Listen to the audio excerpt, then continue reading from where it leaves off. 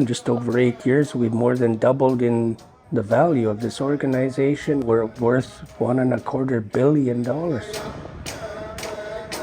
We've increased funding for Harvester Assistance Program. We've increased funding for the Education Foundation. We've transferred more funds than we ever have to each of the community corps to use at their own discretion. We've increased significantly the number of beneficiaries that are working within this organization and the supports to post-education. We've got dozens and dozens of beneficiaries taking masters or bachelors of education. Trades we continue to support.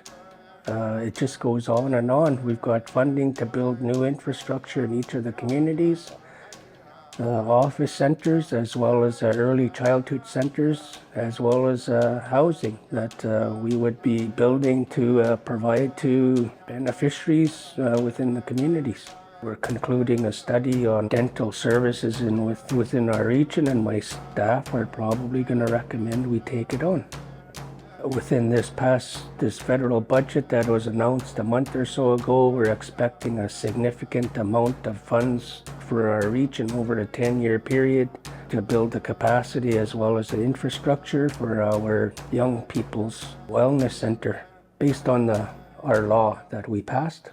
Right now we're looking at right across ICS to build it there because it only seems to make sense with our family wellness center right behind it.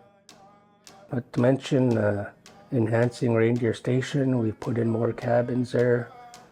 Next year we'll have a bigger program facility built. Don't forget the land. It's such a significant thing to us. It's a part of our culture, our nature. Another thing is our food security, food sovereignty, and that program, the success of it so far. You know, we're being very conservative. It's saying at least 50 years. It could be up to 100 years of energy security, long-term employment, 4 generations, up to 4 generations of tax-paying citizens, a significant reduction, I think 20,000 tons a year of CO2 being reduced just because we're not trucking so much. I've got 300 employees now. When I started, it was around 75. On any given day, we've got about 50 jobs advertised.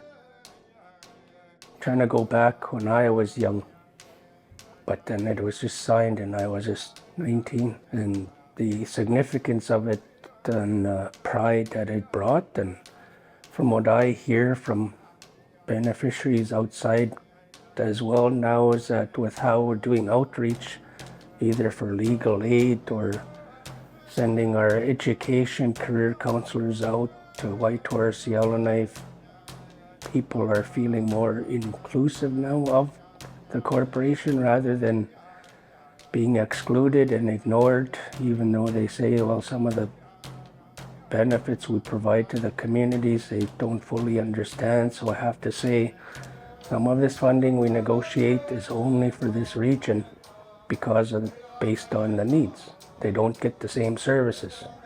It's a bit worrisome that so many younger people don't know. So that's why we've got so many younger people seeing the inner workings of the machinery here, and they learn, and somebody might just step up